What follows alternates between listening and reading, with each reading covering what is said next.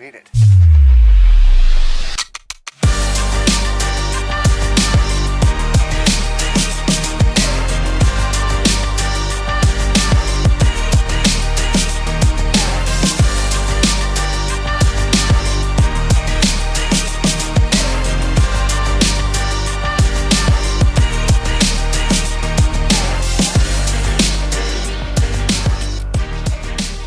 Previously on Spawn Adventures, we continued to rack up kilometers across BC and told some of the stories of past experiences that shaped us into the riders we are today.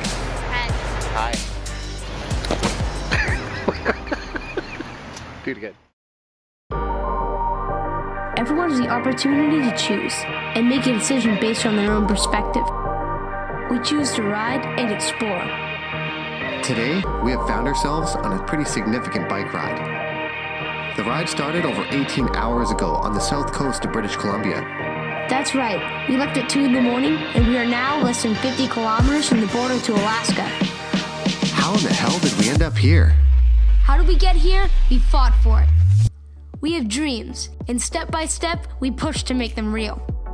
We spent countless hours planning, preparing, making friends, and learning to say goodbye. We've had fun, lots of fun, but other times, it's been tough, or just downright painful. I wouldn't trade these experiences in for anything. We've chosen this path, and everything that comes with it. We've never asked for life to be easy. It's the struggle that makes you feel alive. This last leg of the journey had us completely mesmerized. The scenery got beautiful and we just completely forgot we've been riding for the last 18 hours. Next stop, Hyder, Alaska.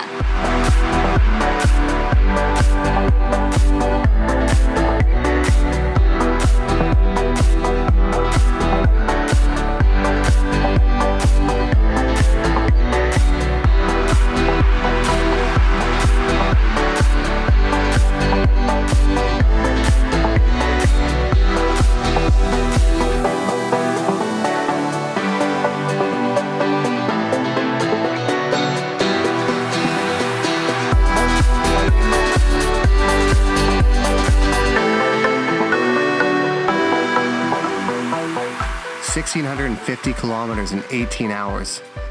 I can't believe we actually made it. It was just an open border, and we just drove on through.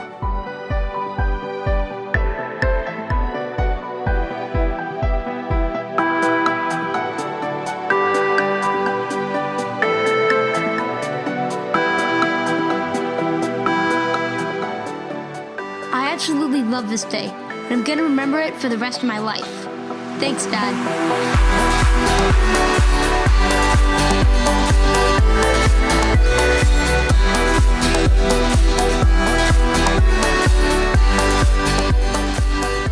We drove on down to where the road meets the bay.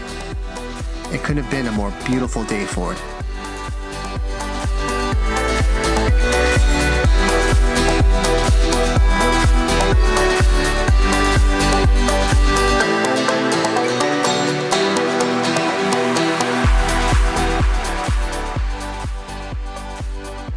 You'd think we would have become a couple zombies after a ride like that. Maybe we did.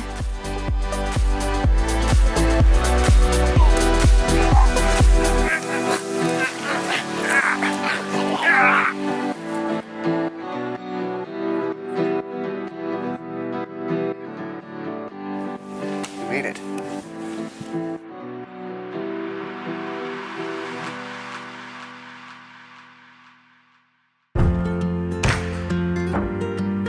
We'd stayed the night back in Stewart.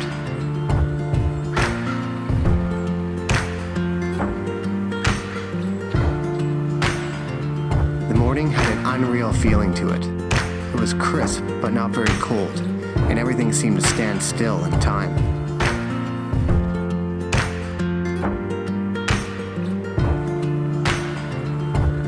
I let Aaron sleep in.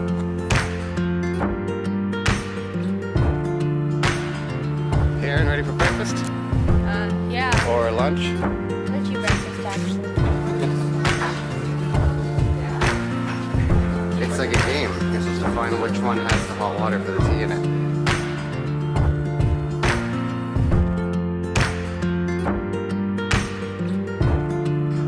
breakfast, we decided to take a walk and explore the place. It's a wide collection of early 20th century buildings that includes former stores, lodges, and even a brothel. And tugboats.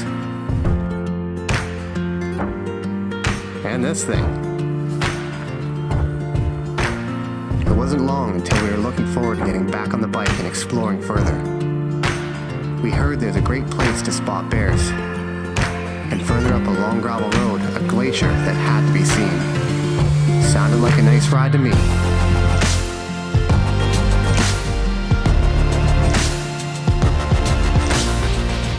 We are going to watch the bears feed on fish.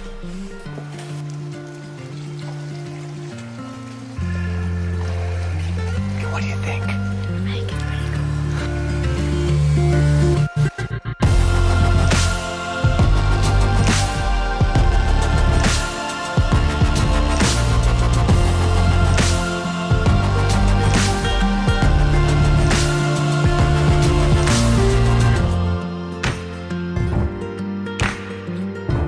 You can't even believe what you're looking at when you're standing there. That view is definitely going to be a tough one to beat.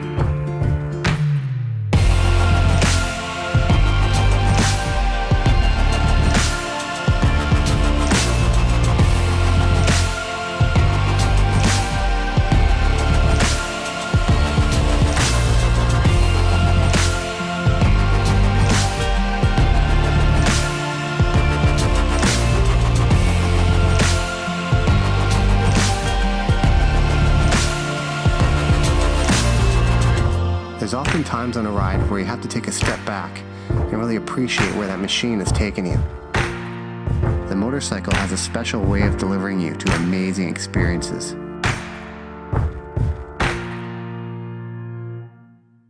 Much later on, back in Victoria, we had submitted our paperwork to the IBA, and our friend Clive invited us back on the Farkle Garage Show. As an ambassador for the Long Distance Riding Club, he presented Aaron with a certificate for our endurance ride. That makes him the youngest in the country. The youngest saddle sore 1600K finisher from Canada. It wasn't easy. I'm proud of you, little You buddy. can't just jump on your motorcycle that's out in the garage and ride 1,000 miles in a day. It isn't going to happen, guys. You got to do as you guys did. Back in Victoria, our little city by the sea is no small town. Somehow it finds ways to grow larger and more spectacular every year. Here, we can find almost anything we need, from camping equipment to electronics and groceries. But more importantly, motorcycles. And any parts you may need when you're planning for a trip. Or other things you may need along the way. In many small towns, things aren't always so available.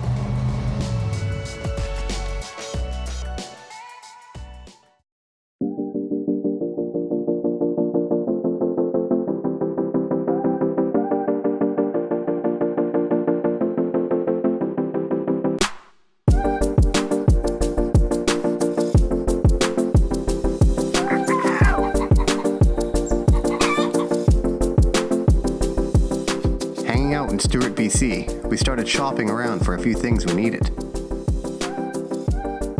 Now this is a small town. The stores are pretty basic and the selection can be limited.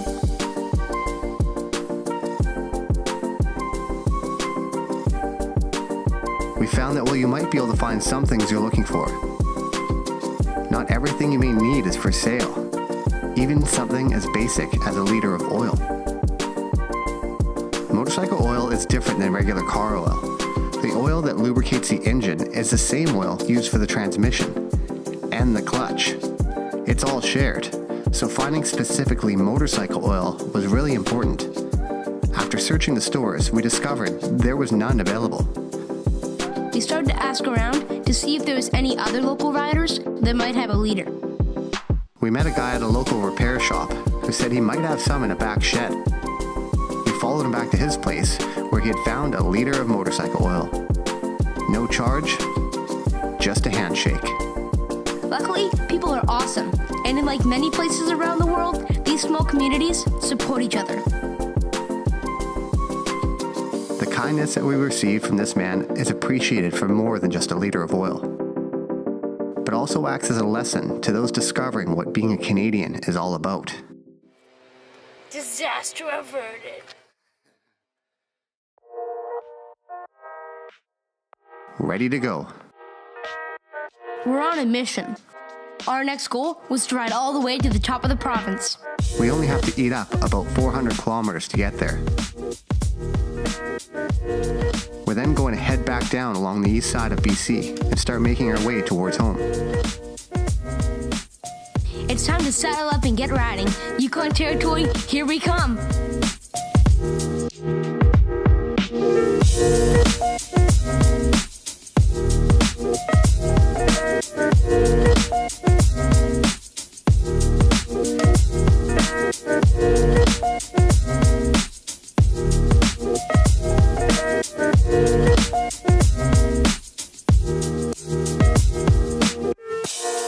We hit a well-known junction, and from here, we headed north to the Alaska Highway, hundreds of kilometers away from home, and adding days to the trip. I like the sound of that already.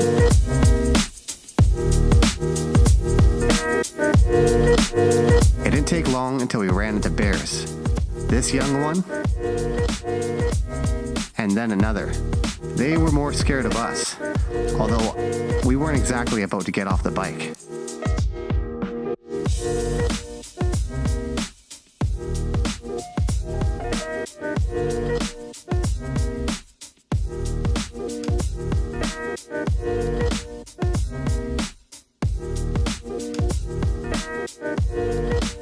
We were pretty surprised to see a group of horses just roaming down the highway, in the middle of nowhere.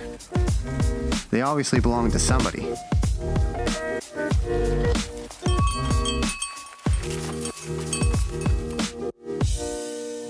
We came across this place and thought it might be a good time to go grab some lunch, and ran into a small problem. The problem is that the guy has a debit machine that's not working, or works only sometimes. And for him to bring an order through for us, he's busy cooking right now, and when he's done cooking, he can go and call the company and have them reboot his computer, his debit machine. But until then, we're just stuck waiting to see if it maybe or might work, and we don't have any cash with us. So, well, it's a funny little restaurant. It's a nice older guy running it, but he needs help, apparently. Bit of a bummer. It smells great in here. Yeah. We were packing everything we needed for staying outside of a town for almost a week if we needed to.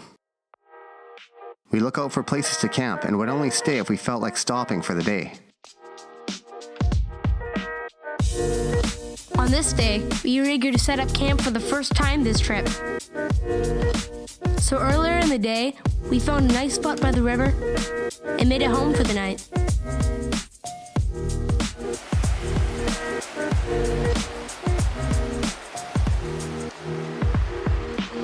We were using a couple new pieces of equipment, and we're pretty happy with how easy the tent was to set up.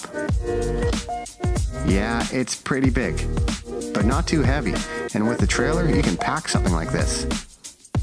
A bigger shelter makes it easy to manage camp and riding equipment, and to hang out in if the weather turns bad. Jeez.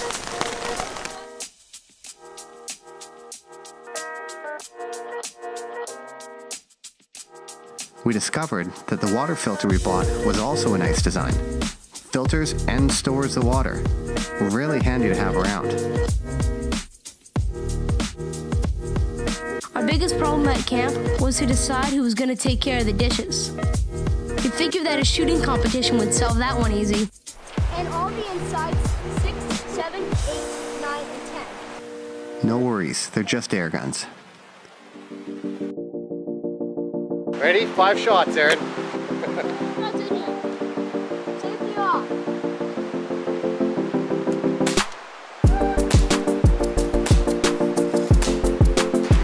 Here you go.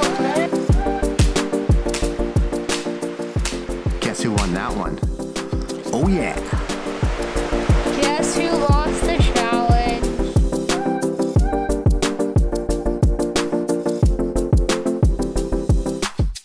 next morning, we were pretty excited to get back on the road. Only a couple hundred Ks till we reached the Yukon border.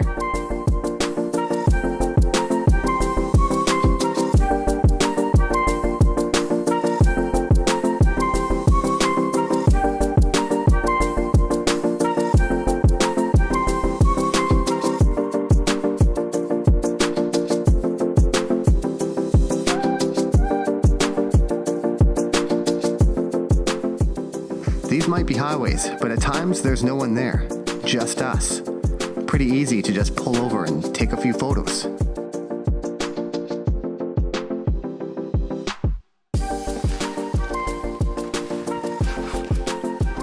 Oh, it's a video clip. Okay, steamroller! Steamroller, get on! Come on! Goal number 3. Reach the top of the province? Check. Hey, you're live from Yukon territory. Hey. Rolling on into the Yukon. Only having the time to skim the surface of this territory, we headed east to Watson Lake. Heading down the main strip, we immediately spotted something on our left. A very serious amount of signs. As we found out, this place was filled with signs from all over the world, brought by travelers from their homes since 1942. It began when a U.S. soldier was spending time in the area, recovering from an injury. A commanding officer had asked him to repair the directional signpost, and when he completed the job, he added one more, pointing to the direction of his own hometown. The trend caught on, and now there's over 77,000 signs in what is now called the Signpost Forest. So many signs.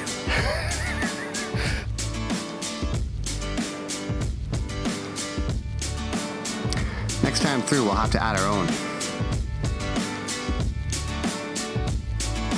Looping back south into BC, we took the Alaska Highway.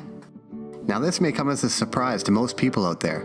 The Alaska Highway had some beautiful scenery, but as we found out as motorcycle riders, it was boring to ride on. Better hope you have a comfortable bike. I was actually thankful for many of the sections to be in such poor condition. With many large sections in a state of ongoing repairs, you really had to keep on your toes. Endlessly, it went from pavement to gravel. Pavement, then gravel, and often turned to gravel right when a nice swooping corner was coming up.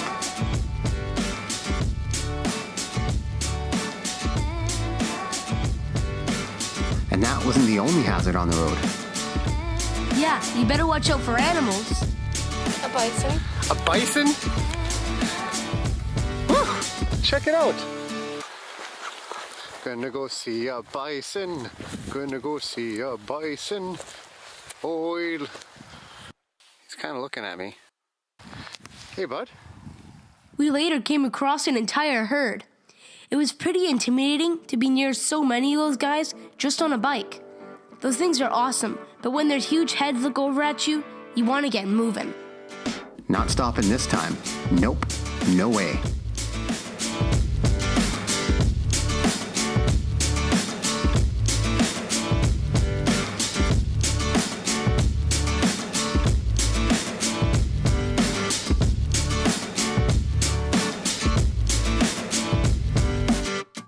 More horses. We couldn't help but to feel bad for these guys. When we walked closer, we realized that some of them had their front legs shackled together. They could only walk slowly or hop on their front legs. They were free to roam, but clearly not free at all. This was obviously done by their owners to keep them in the area, but we still didn't like it. It'd be like hopping on a sporty bike and taking off on a glorious trip across the country, and then finding out the thing couldn't shift out of first gear. Talk about a serious bummer. It was getting later in the day, so we started searching for a good place to camp. So we're about like right here then. So we got to be somewhere along here. Now, as soon as we get to past the river, we must be like right here.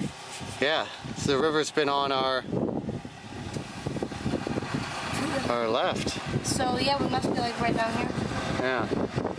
And then So right now the river must be on our right. And so it's behind the woods over here. and now we're gonna go down here, and then we're gonna hit McDonald Campground, and then we have there's Sheep nothing Flats. there. No, that's a viewing point. Oh, right. Oh, that's Strawberry Flats. Good. Okay. That's good.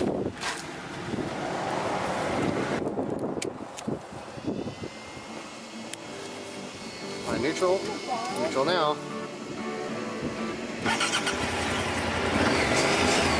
Let's go. Ready? Yep. Okay, let's go.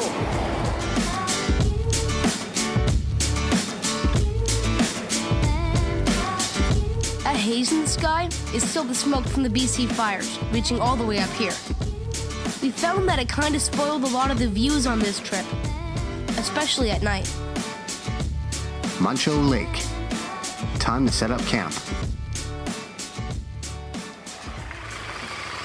We are now in northeastern BC at the foot of the Rocky Mountains. This was a pretty sweet spot. The water was freezing cold, but so refreshing after being trapped in our riding suits all day. It was a calm night, and we figured we'd just settle in, eat dinner, hang out, otherwise just relax for the night. Boy, were we wrong. Yours is in there. Oh, okay, that's fine. My knife will work. As long as it's a night. Where's it? Where's what? The thing you wanted to Up north in the mountains like this, the weather systems can be unpredictable and crazy intense. A thunderstorm came in fast from the south. Giant, there's like a huge lightning storm outside. There it is. It's there. Lightning. Okay, you guys saw that. The boats were racing to the other side of the lake to avoid the rapidly developing storm. We were feeling very exposed out on the shore of the lake and started to wonder how at risk we were of being struck by lightning. The lightning and thunder rolled closer and closer. It was definitely heading our way. That means it's getting closer. The rain became heavy, pounding on the tent furiously. The wind grew, and as it did, it began tearing out the pegs on one side of the tent. The lightning became constant, and you could see it striking areas all around us. We were right in the middle of it.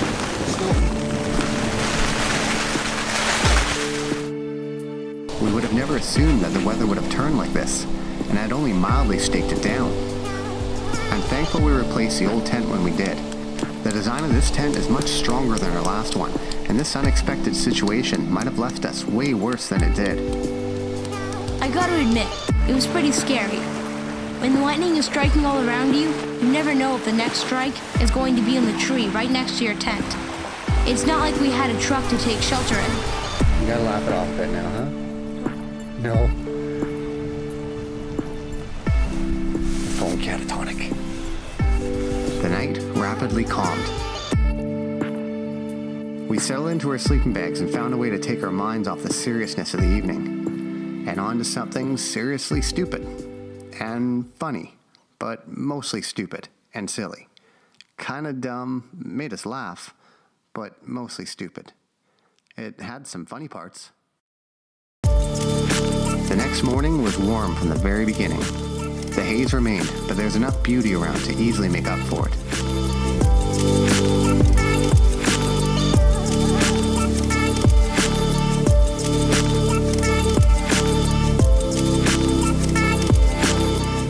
We started the day off slow, real slow.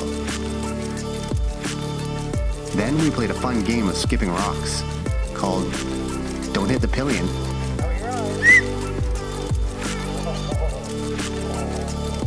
Next was our other favorite activity.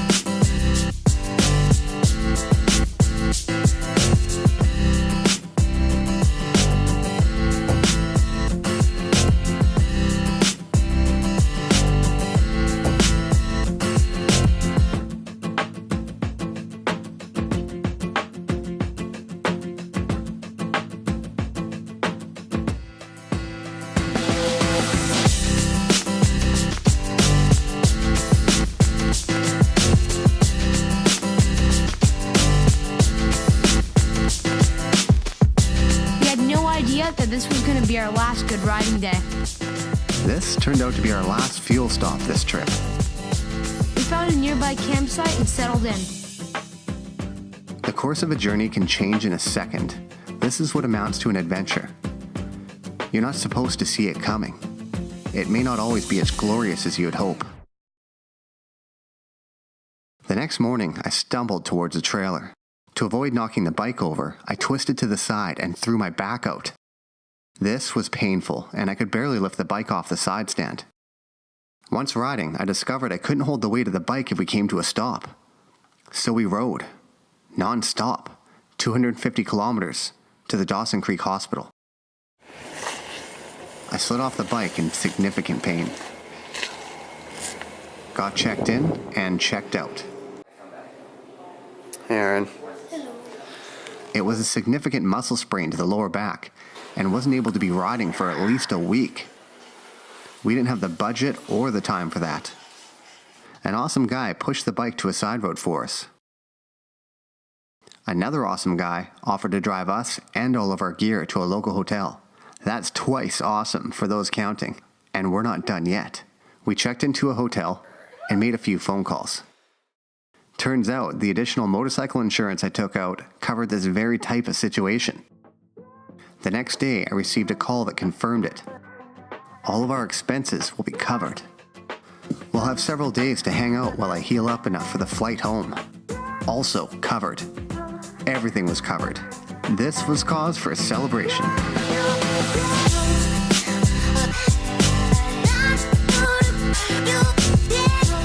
We spent our time making the best of life without the bike. Dinner's out, buckets of frozen yogurt, rock climbing, and a lot of swimming.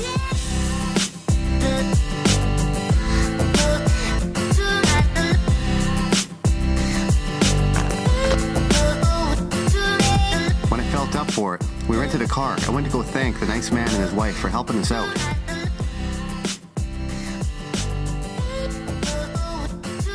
We cleaned up the bike and prepared it for its trip home. We decided to spend the last night exploring and headed for the mountains.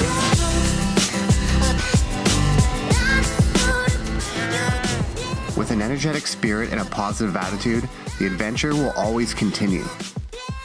The moments that are unplanned are not moments to waste, and it's these situations that are remembered forever. With the right person by your side, you can make any situation awesome.